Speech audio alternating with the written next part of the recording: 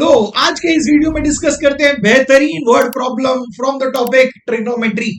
अब हमें पता है कि जब भी हम ट्रिग्नोमेट्री के वर्ड प्रॉब्लम डिस्कस करते हैं वहां पे सबसे पहला चीज होता है फिगर ड्रॉ करना। और फिगर ड्रॉ करने के लिए हम क्वेश्चन को छोटे छोटे हिस्सों में टुकड़ों में बांटेंगे और वहां से हम समझेंगे फिगर कैसे ड्रॉ करते हैं। तो चलिए देखते हैं यहाँ पे from the top of a light house an observer looks at a ship. That means यहाँ पे हमें बोला गया है कि एक ऑब्जर्वर है और ऑब्जर्वर है कहां पे? Observer is on the top of the lighthouse. तो यहाँ पे एक लाइट हाउस है, देखिए लाइट हाउस के टॉप पे एक ऑब्जर्वर है। और याद रखना यहाँ पे ऑब्जर्वर का हाइट नहीं दिया गया, दैट मीन्स हम कंसीडर करेंगे ऑब्जर्वर को एक डॉट एक पॉइंट की तरह। ओके, अब यहां पे जैसे ही ऑब्जर्वर है तो हमें सबसे पहले क्या ड्रॉ करना पड़ता है? ये सब सही सोच रहे हो, सबसे पहले हमें ड्रॉ करना पड़ता है हॉरिजॉन्टल लाइन जो पैरेलल है ग्राउंड को। बट यहाँ पे ग्राउंड नहीं है, वाटर लेवल जो है, वाटर सरफेस जो है उसको पैरेलल है। हमने कहा वो तो ड्रॉ कर लिया। क्या दिया है? Observer looks at a ship. तो यहां से ऑब्जर्वर देख क्या रहा है? Is looking at a ship, एक जहाज को देख रहा है। अब एक ऑब्जर्वर जब भी कोई ऑब्जेक्ट को देखता है तो क्या बनता है? आप सही सोच रहे हो, लाइन ऑफ विजन, या हम उसे कहते हैं लाइन ऑफ साइट। अब देखिए यहाँ पे जो लाइन ऑफ साइट है, क्या ये लाइन ऑफ साइट ने इस हॉरिजॉन्टल लाइन के साथ एक एंगल फॉर्म किया है? आप बोलोगे हाँ फॉर्म किया है, राइट। बट देखना ये जो ऑब्जेक्ट है, यहाँ पे जो जहाज है वो हॉरिजॉन्टल लाइन के नीचे है या ऊपर है? नीचे है। तो जो एंगल बनेगा वो एंगल ऑफ एलिवेशन होगा या एंगल ऑफ डिप्रेशन होगा? वेरी गुड, वो होगा एंगल ऑफ डिप्रेशन। और वही दिया है, देखिए आगे क्या देखोगे आप क्वेश्चन में, and finds the angle of depression to be 30 degree. That means ये जो एंगल ऑफ डिप्रेशन बना है ये है 30 डिग्री। तो हमने ये मेंशन कर दिया। अब एक चीज बहुत ध्यान से याद रखना, ज्यादातर बच्चे यहीं पे मिस्टेक करते हैं कि जब भी हम एंगल ऑफ डिप्रेशन फॉर्म करते हैं या एंगल ऑफ एलिवेशन फॉर्म करते हैं, दोनों भी एंगल फॉर्म किसके साथ होता है? हॉरिजॉन्टल लाइन के साथ। सो हॉरिजॉन्टल लाइन के साथ जो line of sight, line of vision ने एंगल फॉर्म किया है, that angle is called as angle of elevation और एंगल ऑफ डिप्रेशन। यहाँ पे ज्यादातर बच्चे क्या कर देते हैं, वो height of the lighthouse जो है उसके साथ एंगल फॉर्म करते हैं। वो मिस्टेक मत करना, याद रखना हॉरिजॉन्टल लाइन के साथ जो एंगल फॉर्म होता है लाइन ऑफ साइट का, उसे हम बोलते हैं एंगल ऑफ एलिवेशन या एंगल ऑफ डिप्रेशन। तो यहाँ पे एंगल ऑफ डिप्रेशन है और ये मैंने बहुत अच्छी तरीके से वीडियो में बताया है। अगर आपने नहीं देखा है तो मैंने उसका लिंक जो है वो डिस्क्रिप्शन में मेंशन किया, जरूर देखना।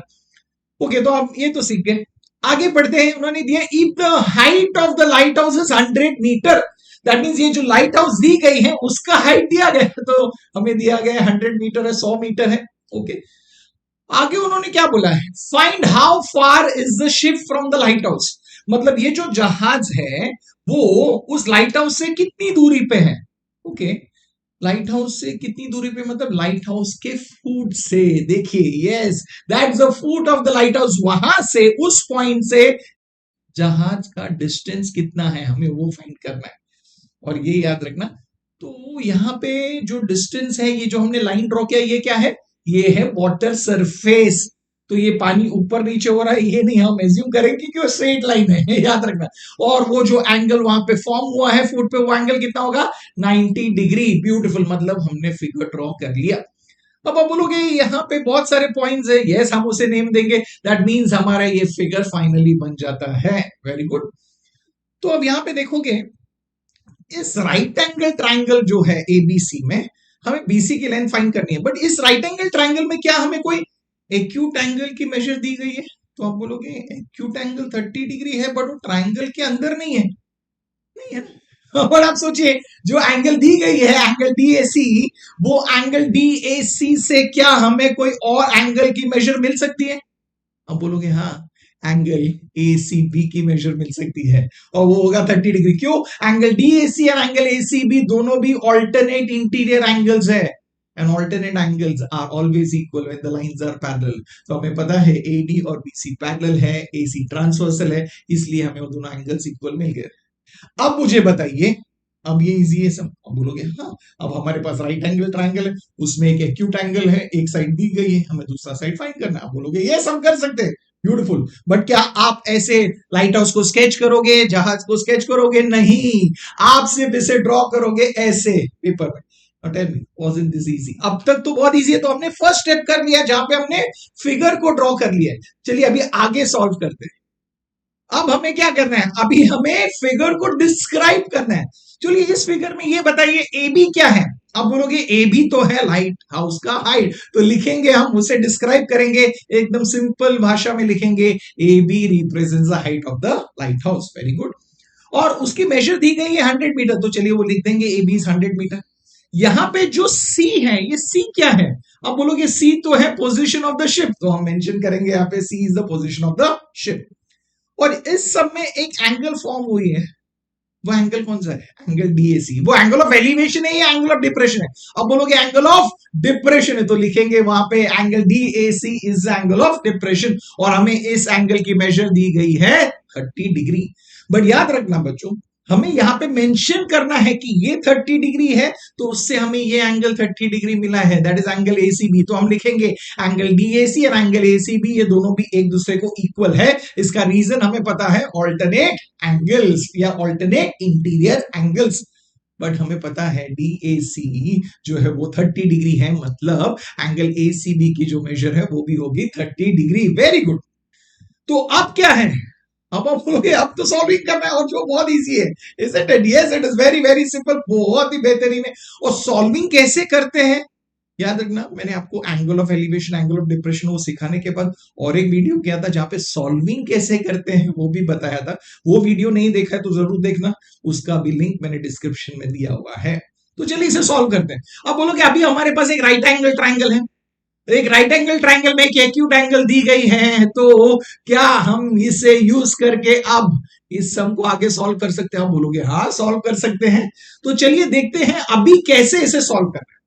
अब इस राइट एंगल ट्राइंगल में एक एक्यूट एंगल है, देखिए सबसे पहले कौन सा साइड आपको दिया गया है? आप बोलोगे ए बी दिया गया है। ए बी जो है इस एंगल के लिए क्या है? आप बोलोगे ऑपोजिट साइड है। Very good. हमें फाइंड क्या करना है? आप बोलोगे हमें बीसी फाइंड करना है। बीसी जो है वो इस एंगल के लिए क्या है? अब बोलोगे वो तो एडजेसेंट साइड है। Very good. दैट मींस हमें यहाँ पे ऑपोजिट साइड और एडजेसेंट साइड से डील करना है।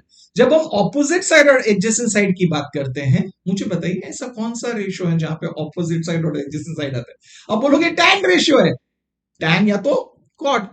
बट मैंने कहा है ना, हमें सिर्फ साइन कॉस टैन में से ही सम सॉल्व कर सकते हैं, तो हमें कोसेक सेक और कॉट की जरूरत नहीं है, तो वैल्यूज की जरूरत नहीं है, टेबल में सिर्फ साइन कॉस टैन की याद रखो। ओके, तो आप बोलोगे हम क्या यूज करेंगे? टैन यूज करेंगे। Tan for which angle?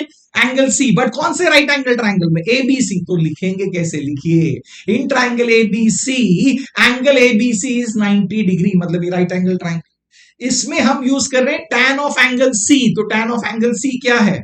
Tan का डेफिनेशन हमें पता है, it is opposite side upon the adjacent side. Opposite side है ए बी, एडजेसेंट साइड है बी सी।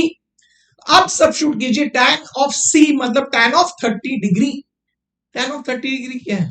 ए बी की वैल्यू आप बोलोगे दी गई है, दैट इज 100 लिखिए। बीसी की वैल्यू नहीं दी गई है, तो बीसी को ऐसे ही रखिए। अब टैन ऑफ 30 डिग्री का वैल्यू आप बोलोगे हाँ टेबल में। यस, याद है ना trigonometric table for standard angles, हमने टेबल फॉर्म करना मैंने सिखाया था, याद है? फिंगर राइट हैंड रूल बताया था। नहीं देखा है तो वो वीडियो भी जरूर देखना, उसका भी लिंक मैंने डिस्क्रिप्शन बॉक्स में दिया हुआ है।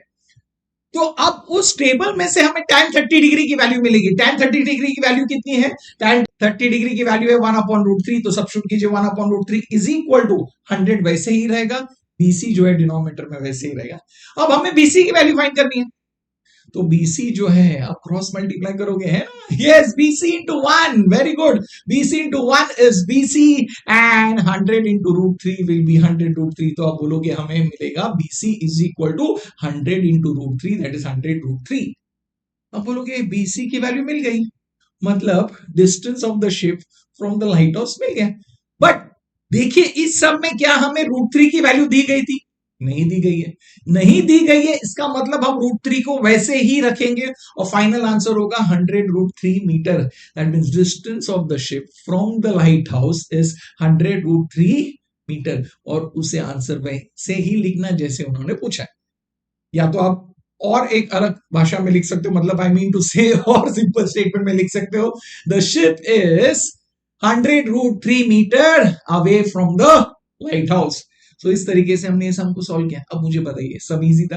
बहुत ही इजी था। अब इस सबको हम पूरी तरीके से जो मैंने बताया था, फिगर ड्रॉ करना, डिस्क्रिप्शन लिखना, सॉल्विंग, तो उसके साथ हम ये सम को सॉल्व ऐसे करेंगे। अब मुझे बताइए, बहुत सिंपल, बट इसे खुद ड्रॉ कीजिए, खुद सॉल्व कीजिए, खुद डिस्क्रिप्शन लिखिए, तो आपका कॉन्फिडेंस लेवल बढ़ेगा। अभी आपका कॉन्फिडेंस लेवल बढ़ा, आपको अच्छा लगा, आप बोले बहुत इजी है, आपको लगता है कि आपके जो फ्रेंड्स हैं, जो बेस्ट फ्रेंड्स हैं, उनको भी अच्छा लगना चाहिए, तो उनके साथ इस वीडियो को शेयर कीजिए। और अगर आपने चैनल को सब्सक्राइब नहीं किया है तो चैनल को सब्सक्राइब जरूर कीजिए। और मैं आपको मिलूंगा नेक्स्ट वीडियो में फिर से एक बहुत ही एक्साइटिंग वर्ड प्रॉब्लम के साथ। Till then keep learning, keep smiling and keep sharing.